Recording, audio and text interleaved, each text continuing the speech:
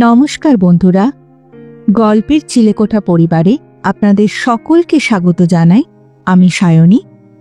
আজ আমাদের নিবেদন বিখ্যাত সাহিত্যিক শ্রী রমাপদ চৌধুরী রচিত গল্প রক্ত বীজ। গল্পটি কেমন লাগলো কমেন্টে জানাবেন। যদি ভালো লাগে লাইক করবেন, আর চ্যানেলটিতে যদি নতুন হয়ে থাকে সাবস্ক্রাইব করবেন। তবে চলুন আর দেরি করব না, শুরু করি আজকের গল্প। শ্রী রমাপদ চৌধুরী রচিত রক্ত বীজ।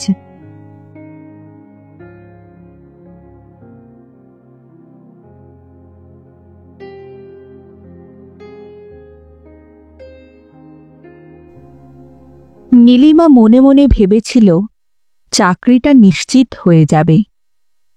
এর আগেও 2-4 দিন এসে দেখা করে গিয়েছিল ছোট সাহেবের সঙ্গে। আভাসে ইঙ্গিতে এটুকু স্পষ্ট করেই জানিয়েছিল মিস্টার ব্যানার্জি যে ভ্যাকান্সি যদি হয় আর নীলিমা যদি ইন্টারভিউ পায় তাহলে চাকরিটা তারই জন্যে তোলা থাকবে। এমনকি এর আগের সপ্তাহে যখন নীলিমা রুটিন মাফিক মনে পড়াতে এসেছিল তখনও ব্যানার্জি বলেছিল বেশি দেরি নেই, আর বড় সাহেব মিস্টার গাঙ্গুলি স্বয়ং চেষ্টা করছেন একটা ভ্যাকান্সি তৈরি করবার জন্যে। কিন্তু কোত্থেকে কি হয়ে গেল? 5 মিনিট আগেও নীলিমা ভাবতে পারেনি যে চাকরির জন্যে মাসের পর মাস রোদে পুড়ে জলে ভিজে ওর তাবেদারি করে বেরিয়েছে ও, কাউকে ঠান্ডা কথায়, কাউকে মিষ্টি হাসিতে, আর কখনো বা অনুনয়ে আবদারে মন ভুলিয়েছে, যে চাকরিটা পাবার স্বপ্ন দেখেছে ও এতদিন, তারই অ্যাপয়েন্টমেন্ট লেটারটা ও এমনভাবে ছিঁড়ে কুচি কুচি করে ফেলে দেবে। যথারীতি সাজগোজ করে কাঁধে ফুটফুটে সাদা চামড়ার ব্যাগ ঝুলিয়ে ও যখন বড় সাহেব মিস্টার গাঙ্গুলিকে নমস্কার করল তখন এতটুকু হাত কাঁপেনি ওর। কার্পেট বিছানো মেঝে পার হয়ে বড় সাহেবের টেবিল অবধি হেঁটে যেতে পা টলেনি একবারও। বেশ সপ্রতিভভাবেই সামনে গিয়ে দাঁড়িয়েছিল। বলেছিল মোলায়ম গলায়, বসতে পারি? গাঙ্গুলি সাহেব সঙ্গে সঙ্গে উত্তর দিয়েছেন, নিশ্চয়ই নিশ্চয়ই, বসুন, আপনি বসুন। মাপ করবেন, কাজের তাড়ায় ভুলেই গিয়েছিলাম। তাহলে কবে থেকে আপনি জয়েন করতে পারবেন? যদি বলেন তো আজ থেকেই। না না, আপনাকে তৈরি হয়ে নেবার জন্য কিছু সময় তো আমাদের দিতে হবে। আপনি বরং নেক্সট উইক থেকেই। কিন্তু আপনার টার্মসগুলো বোধহয় ঠিক জানেন না এখনো। মানে পোস্টটা আমাকে হেড অফিসে লিখিয়ে নতুন করে ক্রিয়েট করতে হলো কিনা, তাই এখন মাইনেটা একটু কম। এখন অবশ্যই 75 টাকা দিচ্ছে, তবে 2-1 মাসের মধ্যেই যাতে অন্তত 100 হয় তার চেষ্টা আমি করব। তাছাড়া আপনার দাদা আমার বন্ধু ছিলেন, তিনি আজ নেই বলেই তো আর সম্পর্ক শেষ হয়ে যায়নি। নীলিমা বলেছিল, আমার এখন 75 টাকা হলেই যথেষ্ট, না বাড়ালেও ক্ষতি নেই। গাঙ্গুলি অ্যাপয়েন্টমেন্ট লেটারটা নীলিমার হাতে দিয়ে বলেছিল, বুঝলেন না, যেমন ব্যাপার স্যাপার দেখছি, আর একটা যুদ্ধ তো লাগলো বলে। এবার যুদ্ধটা লাগলেই দেখবেন আমাদের সকলেরই বরাত খুলে যাবে। আমেরিকান কোম্পানি, বুঝলেন না, 75 থেকে 500 হয়ে যাবে 2 দিনে। দুর্বোধ্য বিস্ময়ে কিছুক্ষণ গাঙ্গুলির মুখের দিকে তাকিয়ে থাকে নীলিমা, আর ক্রমশ ওর চোখের তাড়ায় যেন একরাশ বিরক্তি, ঘৃণা আর ক্রোধ ধীরে ধীরে এসে জমা হয়।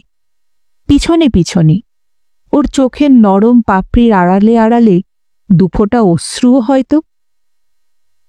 একদৃষ্টে বহুক্ষণ গাঙ্গুলির মুখের দিকে ক্রুদ্ধ চোখে তাকিয়ে থাকে নীলিমা। তারপর খুব ধীর সুস্থির হাতে আস্তে আস্তে অ্যাপয়েন্টমেন্ট লেটারটা একবার ভাঁজ করে ছিঁড়ে ফেলে, আবার ভাঁজ করে, আবার ছিঁড়ে টুকরো করে ফেলে। মাফ করবেন আমাকে, এ চাকরি আমি নিতে পারব না বলেই দ্রুত পায়ে বেরিয়ে এসে রাস্তায় নেমে পড়ে নীলিমা।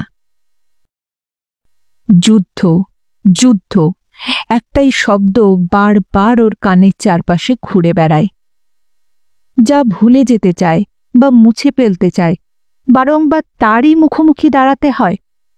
আশ্চর্য। স্বামী ওষুধ পাবে না, পথ্যি পাবে না। মন্টুর 6 বছর বয়স হলো, এখনো তাকে স্কুলে ভর্তি করা গেল না। রুনির জন্যে নতুন একটা ফ্রক কেনা দরকার, উপায় নেই। দেওর হয়তো ফি দিতে পারবে কিনা পরীক্ষার, আরও ধারধর করে ফি যদি জোটেও বা 7 মাসের কলেজের বাকি মাইনেটা তো মেটাতে পারবে না। সে যাই হোক, চাকরিটা না নিয়েও ভালোই করেছে। ভাবতে ভাবতে বাসায় ফিরল নীলিমা।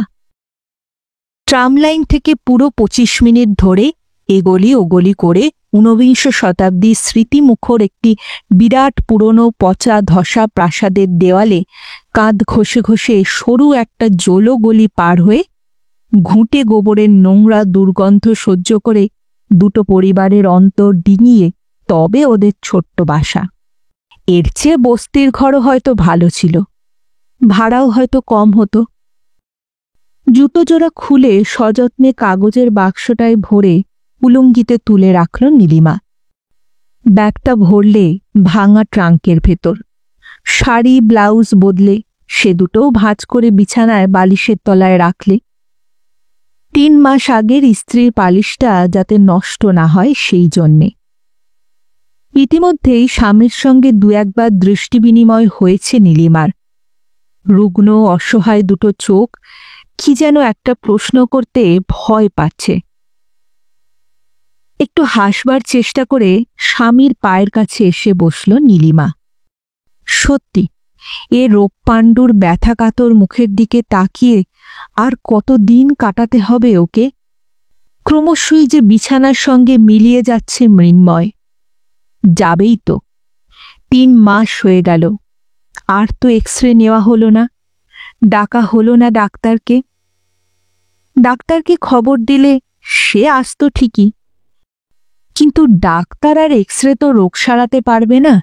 রোগ সারাবার জন্য ওষুধ চাই, আর ওষুধের দামও কোথায় পাবে? এ রোগের পথ্যি বা জুটবে কোত্থেকে? নীলিমা হাসল। হলো না গো, ওরা অন্য লোক নিয়েছে। মৃন্ময় অনেকক্ষণ চুপ করে পড়ে থেকে হঠাৎ বললে, শানুর তো এমনি পরীক্ষা দেওয়া হবে না গো, ওই একটা চাকরির চেষ্টা করুক, কি বলো? ঠাকুরপো? ঠাকুরপো চাকরি করবে? 15 বছরের একটা ছেলেকে কে চাকরি দেবে গো? আর আমি যখন পাচ্ছি না, ও পাবে কি করে? পাশের ঘরে পড়ছিল শানু। ওদের কথা শুনে বই বন্ধ করেছিল। এবার উঠে এলো সে, চুপ করে দাঁড়িয়ে রইল। নীলিমা হেসে হালকা হবার চেষ্টা করল। কি ঠাকুরপো, পরীক্ষার ফি? মন দিয়ে পড়ো ভাই, সময় ঠিক জোগাড় করে দেব। না বৌদি, পরীক্ষা এবার আর দেব না, দিলে তো ফেল করব। তার চেয়ে টাকাটা নষ্ট না করে আমি বরং একটা টিউশনই নিই। নীলিমা ধমক দেয়। খুব হয়েছে, তুমি এখন পড়তে যাও তো, পরীক্ষা দিয়ে যা করতে হয় করো। মৃন্ময় বলে, ও বেচারিকে বকলে কেন? সত্যি তো, ও যদি কিছু রোজগার করতে পারে। হ্যাঁ, রোজগার করবে ঠাকুরপো, আজ 10টা টাকা পেলেই সব সমস্যা মিটবে না? তারপর ওর ভবিষ্যৎটা একবার ভাবছ না কেন? আর আমরাও তো ওর মুখের দিকেই চেয়ে বসে আছি। ভবিষ্যতে ওই হয়তো আমাদের সুদিন আনবে। বিষণ্ণ হাসি হাসল মৃন্ময়। ভবিষ্যৎ? সত্যি, ভবিষ্যৎ ছাড়া আর গতি কি? খেই বা চাকরি দিচ্ছে ওকে? না, আবার যুদ্ধ টুদ্ধ না লাগলে আর। চুপ করো, চুপ করো তুমি। চমকে উঠল মৃন্ময়। দেখল নীলিমার চোখে আক্রোশের আগুন। চুপ করো, চুপ করো তুমি। ও কথা আর কোনোদিনও তুলো না, কোনো দিনও না। চিৎকার করে ধমক দিয়ে উঠল নীলিমা। তারপর মৃন্ময়ের মুখের দিকে তাকিয়ে দেখলে লজ্জায় বিস্ময়ে কুঁকড়ে ছোট হয়ে গেছে মৃন্ময়। অসহায় শক্তিহীন দুচোখের কোণ বেয়ে অভিমানের অশ্রু গড়িয়ে পড়ছে। লজ্জায় দুঃখে নীলিমার মুখও সাদা হয়ে গেল। ছি ছি, এ কি করল সে? কত দিন কত বছর কেটে গেছে এই দারিদ্র্যের মধ্যে, এমনই ব্যর্থতার মধ্যে। কই, কোনোদিনও তো সে ধৈর্য হারায়নি। এমনকি গাঙ্গুলির কথা শুনেও যখন এমনই আক্রোশে ফেটে পড়েছিল ভিতর ভিতর, তখনও তো বাইরে কোনো চাঞ্চল্য, কোনো অধৈর্যই দেখায়নি ও। অনেক শান্ত স্বরে জবাব দিয়েছিল, অনেক ধীর হাতে ছিঁড়ে ফেলে দিয়েছিল কাগজটা। অথচ আস্তে আস্তে মৃন্ময়ের মাথায় হাত বুলিয়ে দিল নীলিমা। মৃন্ময়ের কপালে ঠোঁট ছোঁয়ালো। তারপর হাসবার চেষ্টা করে বলল, রাগ করলে লক্ষ্মীটি? শোনো না, রাগ করো না, চোখ তোলো, তাকাও, আমার দিকে তাকাও তুমি। সত্যি সারাদিন রোদে রোদে ঘুরে আমার মাথা ঠিক ছিল না। রাগ করনি? বলো, তুমি রাগ করনি? মৃন্ময় হাসল। না না, রাগ করিনি।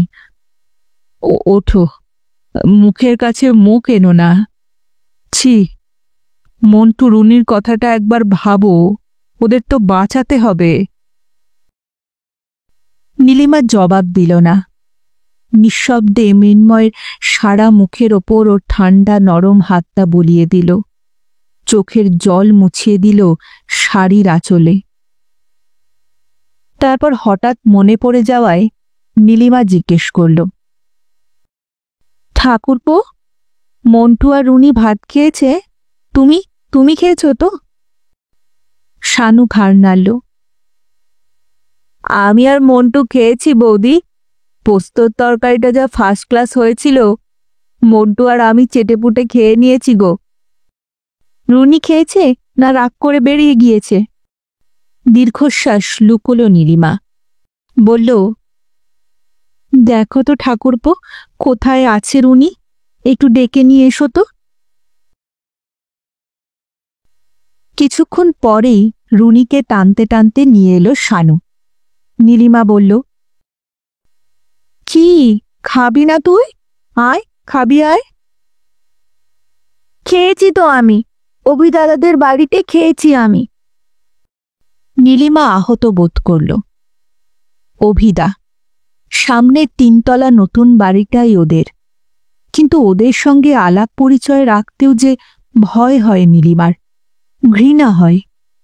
রুনি আর মন্টুকে কতবার তাই নিষেধ করেছে নীলিমা। ওরা বড় লোক, ওদের সঙ্গে ভাব রাখা তোমাদের সাজে না। তবু রুনির মুখে অভিদা আর অভিদা। ওইটুকু বাচ্চা মেয়ে, ও হয়তো অত শত বোঝে না, তফাৎটা ভাবে শুধু বাড়ির চেহারার। কিন্তু তাই বলে কি আরও কিছু তফাৎ নেই? নীলিমা শান্ত স্বরে বলে, তুমি আবার ও বাড়িতে গিয়েছিলে? বারে, অভিদাই তো আমাকে ডেকে নিয়ে গেল। মাসিমা যে খেতে দিল আমায়, তাই তো খেলাম। না, ওদের বাড়িতে আর যাবে না তুমি, যাবে না কোনোদিন ওদের বাড়িতে। ওরা বড় লোক, আমরা গরিব, ওরা আমাদের ঘেন্না করে, তা জানো? রুনি চুপ করে রইল, কোনো কথা বলল না। তারপর হঠাৎ নীলিমাকে জড়িয়ে ধরে বলল, জানো মা, অভিদা বলেছে ওরাও নাকি আমাদের মতো গরিব ছিল, যুদ্ধের সময় ব্যবসা করে ওরা বড়লোক হয়েছে।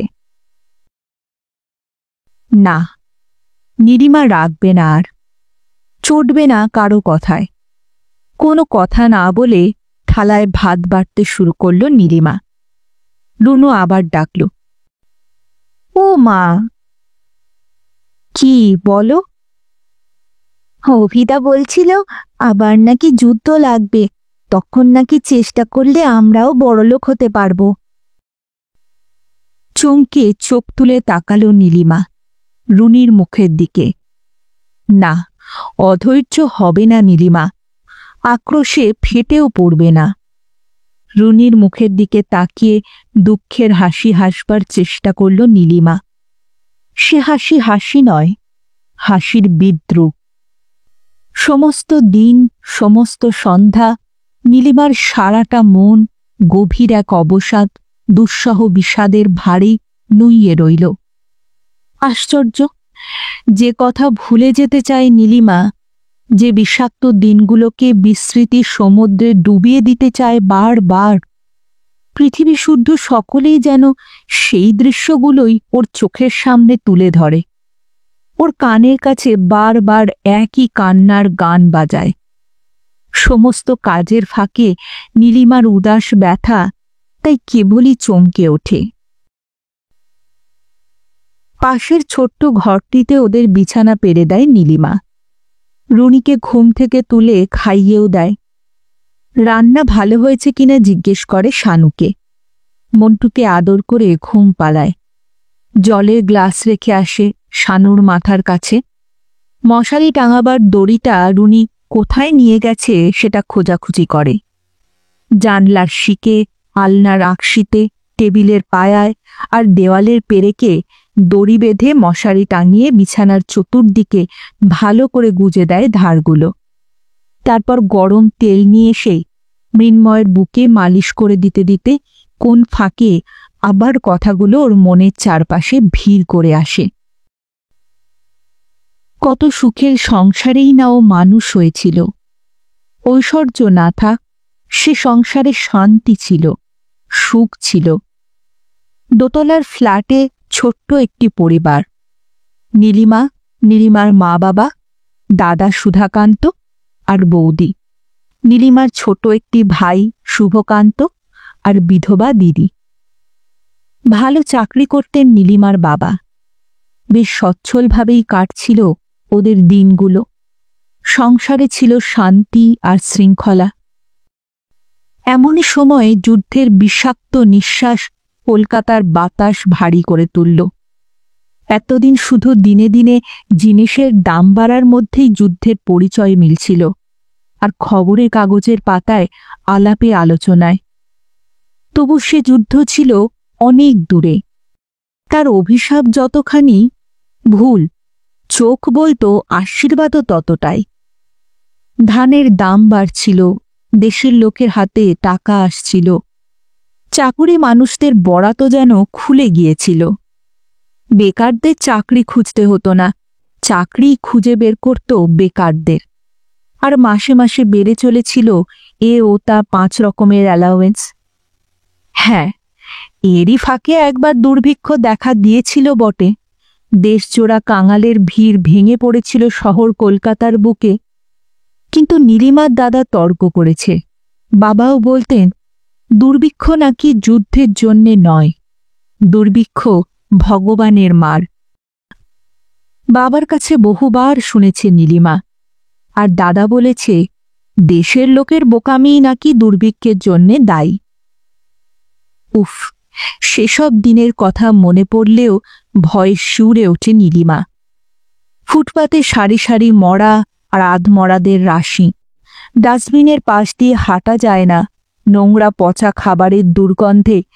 ডাস্টবিন ঘিরে কুকুরের দলের মতো ভুকা জানদের কামড়াকামড়ি।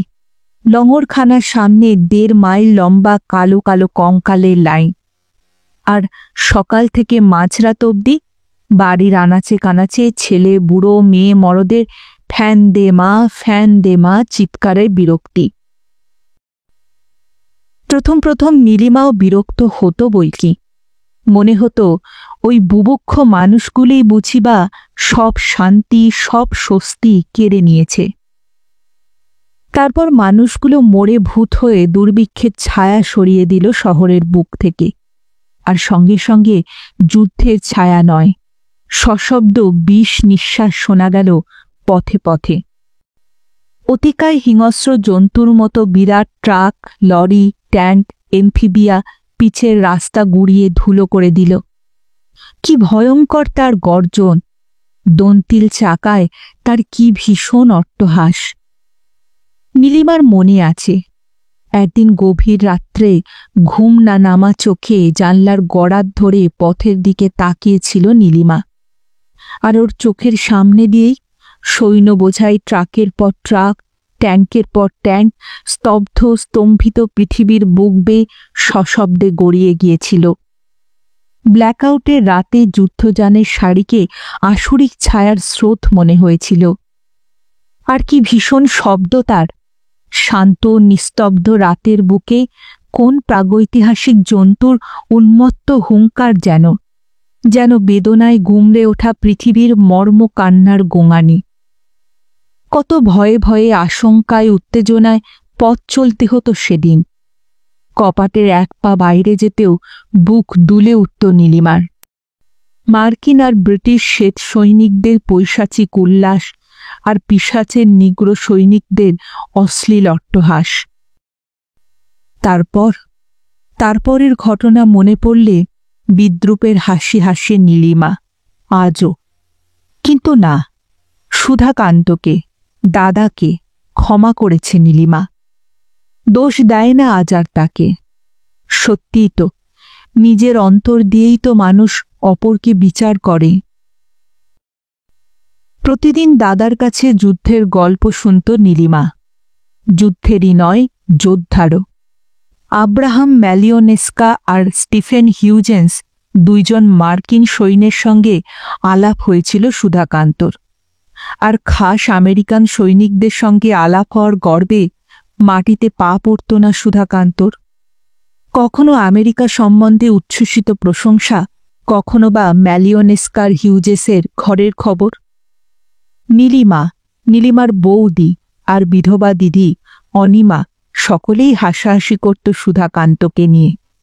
পেছনে পকেট লাগানো গ্যাবার্ডিন না কি যেন, তারই প্যান্ট পরতে শুরু করেছে তখন সুধাকান্ত।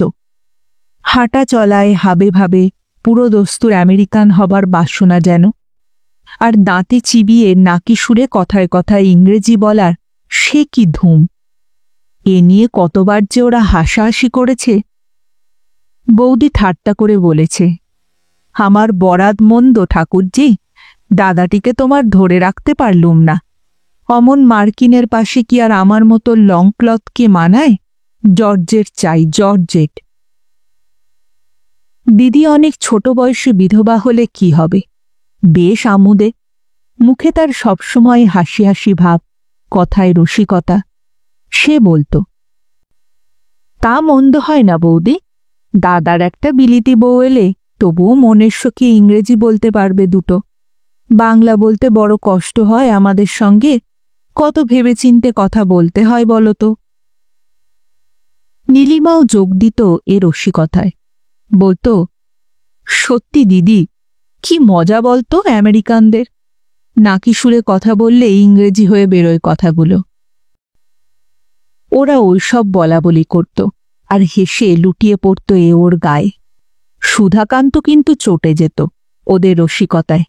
বলতো, এই জন্যই তো আমাদের দেশের কিছু হলো না। কারো ভালো দেখবার চোখ তো নেই আমাদের। জানিস আমেরিকার কুলি মজুররা কত রোজগার করে? বিড়লার সমান। কখনো বা বলতো, আমেরিকা স্বপ্নের দেশ, সোনার দেশ। ওখানে একটা লোকও বেকার নেই। কেউ 1000 টাকার নিচে মাইনে পায় না। কত পয়সা ওদের। বিজনেসে অমন মাথা আর কারো নেই। অনিমা হাসত, বলতো, তা ঠিক বলেছিস দাদা। ওই যে 11 টাকা দিয়ে সিগারেট লাইটারটা কিনলি, 3 দিনও যে গেল না। অমন জোচ্চুরির মাথা অন্য জাতের সত্যিই নেই। সুধাকান্ত রেগে যেত। বলতো, যা জানিস না তা নিয়ে মাথা ঘামাস না। ওরা 3 দিনের বেশি কোনো জিনিস ব্যবহার করে নাকি? সিনেমায় দেখবি, ওরা কাগজের গ্লাসে জল খায় আর জল খেয়ে গ্লাসটা ফেলে দেয়। নীলিমার বৌদি হেসে গড়িয়ে পড়ত এ কথায়। বলতো, দেখো না, ওর বিয়ের সময় যে মাটির গ্লাসে লোকজন খাওয়ানো হয়েছিল, সেগুলো তুলে রেখেছে নীলা ঠাকুরজি নিজের বিয়ের জন্য। ঠাট্টা বুঝতে পেরে চুপ করে যেত সুধাকান্ত। বলতো, যাই বলো তোমরা, ম্যালিওনেস্কারের মতো লোক হয় না। কি অমায়িক, কি বিনয়ী, আমাদের দেশের প্রাণ খুলে গুণগান করে। ও তো আসলে লিথুয়ানিয়ার লোক। ও ঠাকুরদার বাবা পালিয়েছিল আমেরিকায়, তখন থেকেই ওরা আমেরিকান হয়ে গেছে। ওর বাড়ির সব ফটো দেখালো আমাকে। ওর বোন নাকি এবার সাঁতারে ফার্স্ট হয়েছে তাদের ক্লাবে। নীলিমার ঠোঁট টিপে টিপে হাসি চাপত। বলতো, তাহলে তাকেই বিয়ে করো না দাদা, বেশ একটা মেম সাহেব বৌদি হবে আমাদের। বিরক্ত হয়ে উঠত সুধাকান্ত। প্রতিজ্ঞা করত ওদের কাছে আর কোনো দিন ওর আমেরিকান বন্ধুদের কথা তুলবে না। কিন্তু না বলেও তো থাকতে পারত না সুধাকান্ত। কোনোদিন হঠাৎ এসে বলতো, জানিস অনি, হিউজেসের ফিয়ান্সে মানে বাগদত্তা, ভাবি বউ, তার জন্যে ইন্ডিয়ান গানের রেকর্ড পাঠালো হিউজেস। আমিও রবীন্দ্রসঙ্গীতের একটা রেকর্ড উপহার পাঠালাম। আবার একদিন দাদা এসে বলল, ম্যালিওনেস্কা বলছিল বাঙালি মেয়েদের মতো পোশাক পরিচ্ছদে এমন চমৎকার টেস্ট আর কোনো জাতের নেই। রবীন্দ্রসঙ্গীতের রেকর্ড বাজিয়ে হিউজেসের ফিয়ান্সে লিখেছে, ইন্ডিয়ান গানের মতো সাবলাইম গান ও কখনো শোনেনি। সুধাকান্তর কাছে শুনে শুনে লোক দুটোর সম্বন্ধে ওদের সকলেরই মনে একটা ঔৎসুক্য জেগেছিল একটু। কেমন চেহারা ওদের, কিভাবে কথাবার্তা বলে, হাবভাবই বা কেমন। সত্যিই তো, কপাটের আড়াল থেকেই নয় দেখবে। যেচে নেমন্তন্ন চেয়েছে যখন, না বলা কি উচিত? মার কাছে কথা পেরেছিল সুধাকান্ত।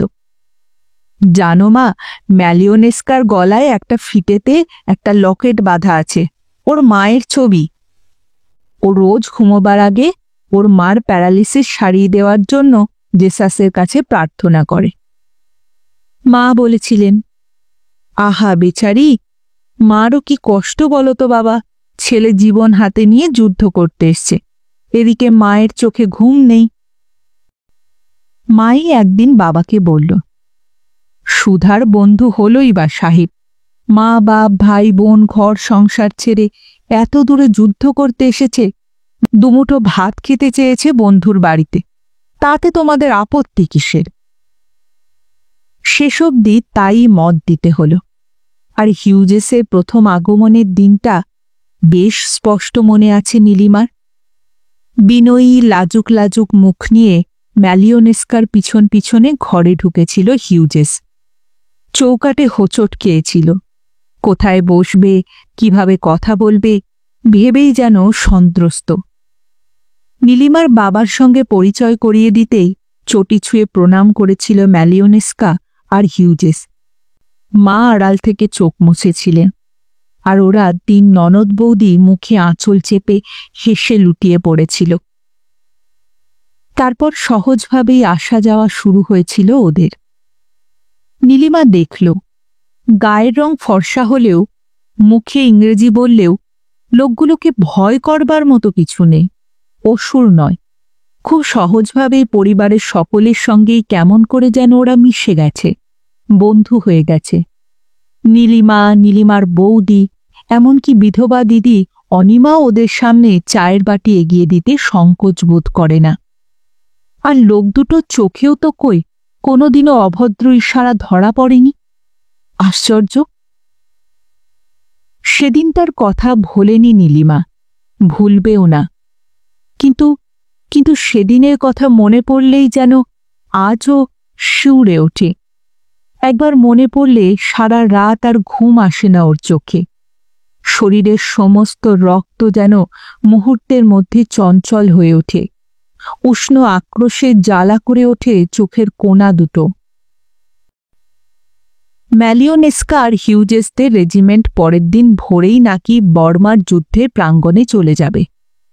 বিষণ্ণ বিষাদী মুখে ম্যালিওনেস্কা শুকনো হাসি হাসবার চেষ্টা করল। নীলিমাকে বলল, মিস, হয়তো ফিরতে পারব না আর, জীবনের মেয়াদ বোধহয় শেষ হয়ে এসেছে। হিউজেসের চোখও যেন ভিজে ভিজে মনে হয়েছিল। ও সুধাকান্তকে বলেছিল, বন্ধু, এই ক্যামেরাটা তোমাকে উপহার দিলাম। তোমার একটা ছবি আমার বোনের কাছে পাঠিয়ে দিও 1 মাসের মধ্যে কোনো চিঠি না পেলে। লিখে দিও, মৃত্যুর আগে অনেকগুলো শান্তির আর সুখের দিন হিউজেস যার সঙ্গে কাটিয়েছিল এ তারই ফটো। মা আশীর্বাদের ইচ্ছায় হাত তুলে বলেছিলেন, 60 যুদ্ধে যাচ্ছ, যুদ্ধ হয়ে গেলেই ফিরে আসবে।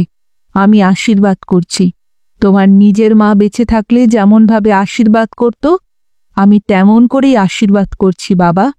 ভগবানের কাছে প্রার্থনা করছি তোমরা দুজনেই তোমাদের বাঙালি মায়ের কাছে সুস্থ শরীরে ফিরে আসবে। ওদের মঙ্গল কামনায় 5 শিকে পয়সা লক্ষ্মীর ঝাঁপিতে মা তুলে রেখেছিলেন মানত করে। নীলিমার বিধবা দিদি অনিমা এতদিন হাসি ঠাট্টা করেছে, কত ব্যঙ্গ বিদ্রুপ, কিন্তু সেদিন সেই সূচি শুভ্র থান কাপড়ের বৈধব্য বেশ সবটুকুই যেন ব্যথায় ম্লান হয়ে গিয়েছিল। এতটুকু হাসি দেখা দেয়নি তার চোখে মুখে, একটা কথাও বলতে পারেনি সে অনেকক্ষণ। নীলিমার মনে আছে, দিদির চোখ বেয়ে দরদর করে জল গড়িয়ে পড়তে দেখেছিল সেদিন। কাঁপা কাঁপা হাতে নমস্কার জানিয়েছিল, থরথর করে ঠোঁটজোড়াও কেঁপে উঠেছিল তার কথা বলতে গিয়ে। গাঢ় গলায় বলেছিল, তোমাদের ছোট বোন আমি বলছি তোমাদের কোনো বিপদ হবে না, সুস্থ শরীরে দেশে ফিরে যাবে তোমরা। মা কালী, রক্ষাকালী তোমাদের বাঁচাবেন। এই নাও, ভক্তি করে এই মাদুলি দুটো রেখে দাও, তোমাদের কোনো বিপদ হবে না। ম্যালিওনেস্কার হিউজেস যখন বিদায় নিয়ে ফিরে গেল, নীলিমা স্পষ্ট মনে আছে, দুজনের চোখেই দেখেছিল লুকানো অশ্রু। তারা বলেছিল, I wish she was my own mother, they were my own sisters. উনি যদি আমার নিজের মা হতেন, ওরা যদি আমার নিজের বোন হতো। সে রাত্রে ঘুম আসেনি নীলিমার চোখে। বহুক্ষণ জানলার ধারে দাঁড়িয়ে মৃত্যুর মুখে ঝাঁপিয়ে পড়ার আতঙ্কে ভীতত্রস্ত দুটি জীবনের কথা বারবার তার চোখের সামনে ভেসে উঠেছিল। তারপর মধ্যরাত্রির নিস্তব্ধতাকে উপহাস করে অতিকায় জন্তুর মতো বিরাট একটি ট্রাক ছায়া ছায়া অন্ধকার ভেদ করে শব্দের হুঙ্কার তুলে এসে দাঁড়িয়েছিল ওদের বাড়ির দরজায়। আর ট্রাক বোঝাই একরা সৈন্যের কালো কালো প্রেত ছায়া অট্টহাস্যে বাতাস কাঁপিয়ে তুলেছিল। সুরামত্ত মাতালের দল, শ্বেত সৈনিক আর নিগ্র সৈন্যের দল চিৎকার করছিল। অর্থহীন গানের কলি আওড়ে হৈহল্লা করে লাফিয়ে নামছিল ট্রাক থেকে। হেডলাইটের ঝকমক আলোয় নীলিমা চিনতে পেরেছে, ম্যালিওনেস্কা আর হিউজেস কাঁধ ধরাধরি করে টলতে টলতে এগিয়ে এসে ওদের বাড়ির কপাট দেখিয়ে দিয়েছে দলবলকে। আর সৈন্যের দল কপাটের ওপর লাথির পর লাথি মেরেছে। কপাট ভেঙে পড়েছে সেই আঘাতে। ভয়ে বিস্ময়ে কিংকর্তব্য বিমূঢ়ের মতো বারান্দায় এসে দাঁড়িয়েছে নীলিমা, নীলিমার বোন, বাবা, বৌদি, দিদি, সবাই। যখন মনে হয়েছে পালানো উচিত, লুকানো উচিত, তার আগেই মদের গন্ধে সারা ঘর ভরে গেছে। প্রেতের মতো অগুন্তি ছায়া শরীর ওদের ঘিরে ফেলেছে তখন। বাবার দাদা ছুটে গেছে বাধা দেবার জন্য। ওই দানব শরীরের কাছে ওরা আর কতটুকু? বন্দুকের বাঁটের একটা ঘা কে যেন বসিয়ে দিয়েছে দাদার মাথায়। অজ্ঞান হয়ে ছিটকে পড়েছে দাদা। নিস্তব্ধ রাতের বুকে হঠাৎ একটা পিস্তলের গুলির শব্দ, আর চিৎকার করে যন্ত্রণায় কাতরাতে কাতরাতে নিশ্চুপ হয়ে গেছেন নীলিমার বাবা। ছোট ভাই শুভকান্ত কেঁদে উঠেছে সশব্দে, ভয়ে নীলিমার পা জড়িয়ে ধরেছে। তারপর ম্যালিওনেস্কা এগিয়ে এসেছে টলতে টলতে নীলিমার চোখের সামনে, একটা ক্ষুধার্ত পশুর মতো। থপথপ করে এগিয়ে এসেছে হিউজেসও। সে কি ভীষণ ভয়াল চোখ! বৌদির একটা কান্না চিৎকার স্তব্ধ হয়ে গেছে হঠাৎ। আর নীলিমা, কতক্ষণই বা ওর জ্ঞান ছিল। তবু যতক্ষণ জ্ঞান ছিল, নীলিমার শুধু মনে পড়ে একটার পর একটা প্রেতের ছায়া এগিয়ে এসে ওকে গ্রাস করেছে। একটা পুরো দিন অজ্ঞান হয়েছিল নীলিমা। জ্ঞান হয়ে দেখল ডাক্তার, পাড়াপড়শিদের অনেকের ভিড়। লজ্জায় চোখ বুঝল নীলিমা। কিন্তু কতদিন আর চোখ বুজে থাকা যায়? পিস্তলের গুলিতে বাবা মারা গেলেন, মা আত্মহত্যা করলেন, বৌদি অন্তঃসত্ত্বা ছিল, আঘাতের ফলে 1 মাস ধরে অসুখে ভুগে মারা গেল। বিধবা দিদি হঠাৎ হো হো করে হেসে উঠল একদিন। উনুন ধরাতে গিয়ে সারা গায়ে ছাই মাখতে শুরু করল। তারপর কোন ফাঁকে কপাট খোলা পেয়ে কোথায় যে চলে গেল, খোঁজ মিলল না। সুস্থ শরীরে শুধু বেঁচে রইল নীলিমা, সুধাকান্ত আর শুভকান্ত। চুপচাপ, উদাস, উদ্ভ্রান্ত। কারো সঙ্গে একটা কথাও বলতো না সুধাকান্ত। 1 মিনিটের জন্যেও বাইরে যেত না। শুধু অন্যমনস্কভাবে বসে থাকত সদা সর্বদা। এমন করে বেইমানি করল ওই শ্বেত সৈনিক দুটো, হিউজেস আর ম্যালিওনেস্কা। তারপর মাস 2 মধ্যে নীলিমার বিয়ের ব্যবস্থা যদিও করল সুধাকান্ত, আর বিয়ের পরদিনই খবর পাওয়া গেল একটা মিলিটারি ট্রাকে চাপা পড়ে সুধাকান্ত মারা গেছে। সে খবর শুনে দীর্ঘশ্বাস ফেলেছিল নীলিমা, কিন্তু কোনো কথা বলেনি। আনন্দের আবেগ বুনে বাসর কাটাইনিও। পরপর এতগুলো মন ভাঙা দুর্ঘটনা, এত বড় একটা ঝড় সহ্য করে কেউ সিথি সিঁদুরের রোমাঞ্চ অনুভব করতে পারে? বিষণ্ণ ব্যথার মধ্যে সেদিন ও নিজেকে সমর্পণ করেছিল মৃন্ময়ের কাছে। মন্ত্র পাঠের সময় মৃন্ময়ের হাতের মধ্যে ওর হাতখানা কেঁপে উঠেছিল বারবার। মৃন্ময় ভেবেছিল ভয়। ওর চোখের বেদনাশ্রু দেখে ভেবেছিল এ বুঝি শৈশবের স্মৃতিতে গড়া মায়ামুগ্ধ ঘর ছেড়ে অনির্দেশে পা দেবার ব্যথায় সজল। কারণ মৃন্ময় তো জানত না নীলিমার চোখে জল বয়েছিল একটি আকস্মিকতার অভিশাপকে স্মরণ করে, জীবনের লুকিয়ে রাখা একটি আত্মধিক্কারের অধ্যায়কে স্মরণ করে। তার পরের দিন রাত্রেই সঠিক খবর এসেছিল। নীলিমা যা আশঙ্কা করেছিল তাই ঘটে গেছে। মিলিটারি ট্রাক চাপা পড়ে মারা গেছে সুধাকান্ত। কে যেন বলল, আজকাল এসব তো হামেশাই হচ্ছে, একটু দেখে শুনে না চললেই। কেউ গালাগালি দিল মিলিটারির উদ্দেশ্যে, বিদেশি সৈনিকদের উদ্দেশ্যে। নীলিমার মন বলল অন্য কথা। দীর্ঘ কয়েকটি মাস প্রতি মুহূর্তে যে কারণে সশঙ্কিত থাকত নীলিমা, সামান্য শব্দে চমকে চমকে উঠত যে ভয়ে, একটা মিনিট সুধাকান্ত চোখের আড়াল হলে যে আশঙ্কায় ওর বুক কেঁপে উঠত, তাই ঘটে গেল।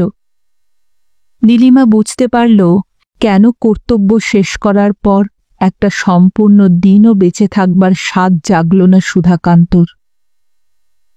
নিজেকে অত্যন্ত ভীরু, অত্যন্ত অপরাধী মনে হল নীলিমার। যে লজ্জায়, যে গ্লানির অসহ্য জ্বালায় সকলেই পৃথিবী থেকে পালাবার পথ খুঁজল, সেই গ্লানি, সেই লজ্জা লুকিয়ে রেখে নতুন করে বাঁচবার এ কি দুঃসহ আশা তার। তবু সব ক্লেদ ধুয়ে মুছে গেল একদিন। মৃন্ময়ের আদরে সোহাগে মনে হল আকাশে এখনো চাঁদ ওঠে, মেঘ এখনো রামধনু আঁকে। অতীতের নোংরা কপাট চিরতরে বন্ধ করে দিয়ে আবার জীবন শুরু করল নীলিমা। কিন্তু যে পথেই হাঁটতে গেছে নীলিমা, একটা মস্ত বড় কিন্তু এসে পথ আগলে দাঁড়িয়েছে। মৃন্ময়ের সেই আনন্দ উচ্ছ্বাস ভরা রঙিন পাখনা থেকে শিশিরের মতো তাকে ঝরে পড়তে হয়েছে এই নোংরা, না আলো না বাতাস অন্ধ গলির দুর্গন্ধময় ছোট্ট ঘরখানিতে। অভাব, দারিদ্র্য, রোগ, শোক প্রতিটি মুহূর্ত মৃত্যুর পথ চেয়ে অপেক্ষা করা। ভোর হবার অনেক আগেই, অন্ধকার ফিকে হওয়ার আগেই আবার কাশির দমকে রক্ত উঠতে শুরু হল। অসহ্য কষ্টে বুকে হাত চেপে বার কয়েক কাশে মৃন্ময়, আর তারপরই পিকদানিতে ফিনকি দিয়ে কালো কালো রক্ত পড়ে। কিছুক্ষণ চুপচাপ বসে ভাবল নীলিমা, কি করবে ও, কি করা উচিত ওর। তারপর ধীরে ধীরে পাশের ঘরে নিদ্রিত শানকে ডেকে তুলল। ঠাকুরপো, ডাক্তারবাবুর কাছে যাও একবার, যেমন করে পারো হাতে পায়ে ধরে নিয়ে এসো একবার। দাদার মুখের দিকে কিছুক্ষণ স্তম্ভিত আশঙ্কায় তাকিয়ে দেখল শানু, তারপর ছুটে চলে গেল। মৃন্ময় শুধু বিষণ্ণ চোখে তাকালো নীলিমার দিকে। নীলিমা কি যেন একটা বলতে গেল, মৃন্ময় বাধা দিল, বলল, শোনো, একটা কথা তোমাকে বলবো বলে কোনোদিনও বলতে পারিনি। একটা অপরাধ আমি স্বীকার করে যেতে চাই নীলিমা। আমি জানি তুমি আমাকে ক্ষমা করতে পারবে না কোনোদিনও, তবু আমি তো শান্তি পাবো। নীলিমা চুপ করে রইল, কোনো বাধা দিল না, কোনো কথাও বলল না। এক দৃষ্টে শুধু তাকিয়ে রইল, আর ওর দু চোখ বেয়ে দরদর করে জল গড়িয়ে পড়ল নিঃশব্দে। আমি আমি আমার অসুখ লুকিয়ে রেখে তোমাকে বিয়ে করেছিলাম। আমি বিস্ময়ে চমকে উঠল নীলিমা। মৃন্ময়ের মুখের দিকেই দুর্বোধ্য দৃষ্টিতে তাকালো। হ্যাঁ হ্যাঁ নীলিমা, হঠাৎ একদিন কাশতে কাশতে কয়েক ফোঁটা রক্ত বেরোলো থুথুর সঙ্গে। ভয়ে আমি শিউরে উঠলাম। সমস্ত দিন, সমস্ত রাত মনে হলো আমি আমি যেন মৃত্যুর মুখোমুখি দাঁড়িয়ে রয়েছি। মনকে বোঝাতে চাইলাম, হয়তো গলায় ঘা, নয়তো দাঁতের গোড়া থেকে পড়ছে। তার পরের দিনও রক্ত পড়ল দু ফোঁটা করে ভোরের দিকে। খাওয়া দাওয়া ভালো করার চেষ্টা করলাম, কিন্তু ডাক্তার দেখাতে হবে আর সাহস পাইনি। সত্যি যদি এই রোগ হয়ে থাকে, ডাক্তার তো সারাতে পারবে না, কিন্তু কত টাকা কোথায় আমার। নীলিমা শুনছিল ওর কথা এক মনে, হয়তো সব কথা ভালো করে বুঝতেও পারছিল না। দিনে দিনে ওজন কমে যাচ্ছে দেখলাম, প্রতিদিন জ্বর হচ্ছে বুঝতে পারতাম, আর কেবল ভয় হতো। ভাবতাম এমনই ভাবে জীবনে কোনো ভালোবাসা না পেয়ে, কোনো মেয়ের স্পর্শ না পেয়ে, অনুতাপ অনুভব না করে মৃত্যু হওয়ার চেয়ে বড় ব্যর্থতা যে আর কিছু নেই। তাই অসুখ গোপন করে রেখেই তোমায় বিয়ে করেছিলাম, আর বিয়ের পরও তোমার সঙ্গ পাওয়ার জন্য, তোমায় হারাবার ভয়ে কোনোদিনও বলতে সাহস পাইনি। মৃত্যুর সামনে দাঁড়িয়ে মানুষের সব ন্যায় অন্যায় বোধহয় উড়ে যায় নীলিমা। কথাটা আবার নতুন করে মনে পড়ল নীলিমার। মৃত্যুর সামনে দাঁড়িয়ে মানুষের সব ন্যায় অন্যায় বোধ উড়ে যায় নীলিমা। মিথ্যে নয় তাহলে, অপরাধ স্খলনের মিথ্যা ভনিতা নয়। আব্রাহাম ম্যালিওনেস্কা আর স্টিফেন হিউজেস, দুজনের কথাই মনে পড়ল নীলিমার। আর মনে পড়ল সেই চিঠির কথা। বহুদিন আগে হঠাৎ বেড়াতে বেড়াতে গিয়ে হাজির হয়েছিল নীলিমা ওদের সেই পুরনো ফ্ল্যাটে। নতুন বাসিন্দাদের বলেছিল, ঘুরে ঘুরে একবার বাড়িটা দেখব, এখানে আমরা একসময় ছিলাম কিনা। গৃহকর্ত্রী তখন আদর আপ্যায়ন করে বসেছিলেন ওকে, এনে দিয়েছিলেন একখানা চিঠি। বলেছিলেন, এ চিঠি কি আপনাদের? অনেক দিন থেকে পড়ে আছে, বুঝতে পারেনি বলে খুলেছিলাম, কিছু মনে করবেন না। চিঠিটা নিয়ে চলে এসেছিল নীলিমা। দাদার চিঠি, সুধাকান্তর নাম, ঠিকানার ঘরে। কিন্তু কে লিখেছে এই চিঠি? উল্টে পাল্টে দেখেছিল যুদ্ধ ফ্রন্টের অগুন্তি সেন্সারের ছাপ, নম্বর, আর তারপর এখানকার ডাকঘরের শিলমোহর। চিঠিটা পড়েছিল নীলিমা। নাম সই ছিল না, কিন্তু নীলিমা বুঝতে পেরেছিল এই চিঠি সেই দুটো অসুরের কোনো একজনের লেখা। ক্ষমা চেয়েছিল সে সুধাকান্তর কাছে। লিখেছিল, বন্ধু, তুমি তো জানো মৃত্যুর মুখোমুখি দাঁড়াতে বাধ্য হলে মানুষ কতখানি অমানুষ হয়ে যায়। আমাকে তোমরা হয়তো শয়তান ভাবো, কিন্তু আসল শয়তান এই যুদ্ধ। নিজেদের মনুষ্যত্ব আমরা এই ডেভিলের কাছে বিক্রি করে দিয়েছি, তাই আমরাও এক একটি খুদে শয়তান হয়ে দাঁড়িয়েছি এই বিরাট শয়তানটার দাপটে। তোমার কাছে ক্ষমা চাইছি। সে রাত্রে প্রকৃতিস্থ হওয়ার পর আর ওই ওয়ারফ্রন্টেও কতবার ইচ্ছে হয়েছে সুইসাইড করে আমার অপরাধের গ্লানি মুছে ফেলি, কিন্তু পারিনি। আমি ভীতু, কাপুরুষ। জীবনকে আমি বড় ভালোবাসি। মৃত্যুর মুখোমুখি দাঁড়িয়ে এ জীবনকে আরও বেশি করে ভালোবাসতে ইচ্ছে হয়। তাই তুমি আমাকে ক্ষমা করো বন্ধু। তোমার মায়ের আশীর্বাদ, তোমার সেই বিধবা দিদির প্রার্থনা যদি এতদিনে অভিশাপে পরিণত না হয়ে থাকে, তাহলে হয়তো সত্যিই দেশে ফিরতে পারবো আমি আমার জীবন নিয়ে। আজ রাত্রেই আমাদের জাহাজ ছাড়বে, দেশে ফিরে যাব আমরা। আত্মহত্যা করার সাহস পাইনি আমি সত্যি, কিন্তু দেশে ফিরে গিয়ে কোনোদিনও এই বড় শয়তানটাকে জাগতে দেব না আমি। ভেবে দেখো, হয়তো চেষ্টা করলে আমাকে ক্ষমা করতে পারবে তুমি, বা হয়তো পারবে না। কিন্তু যুদ্ধকে কোনোদিনও ক্ষমা করো না ভাই, কোনো দিনও না। এ চিঠি পড়ে সেদিন ক্রোধে আক্রোশে সারা শরীরে জ্বালা অনুভব করেছিল নীলিমা। দাঁতে দাঁত চেপে এমনভাবে চিঠিটা ছিঁড়ে টুকরো টুকরো করে ফেলে দিয়েছিল যেন সেই পৈশাচিক মানুষ দুটো শরীর ছিঁড়ে টুকরো টুকরো করে ফেলছে সে। অদ্ভুত এক আনন্দে, অসহ্য এক দুঃখে সারা রাত্রি তার চোখে ঘুম আসেনি সেদিন। তারপর দিনে দিনে সব বেদনা, সব আক্রোশ স্তিমিত হয়ে গিয়েছিল। মন বলেছিল, আমরাও এক একটি ক্ষুদ্র শয়তান হয়ে দাঁড়িয়েছি এই বিরাট শয়তানটার দাপটে। ডাক্তার এলো। মৃন্ময় আবার কিছুটা সুস্থ হল। ডাক্তার মত দিল, হয়তো এ যাত্রাটা কোনো ক্রমেই কেটে যাবে। খরচ করে ভালোভাবে চিকিৎসা করলে এখনো হয়তো বাঁচানো যেতে পারে মৃন্ময়কে। কিন্তু নীলিমার কানে এসব কথা পৌঁছাল না। মৃন্ময়ের পায়ের কাছে বসে দেওয়ালে ঠেস দিয়ে একমনে ভাবছিল নীলিমা। মনে পড়ছিল তার অনেক কিছুই। মৃত্যুর সামনে দাঁড়িয়ে মানুষের সব ন্যায় অন্যায় বোধ উড়ে যায়।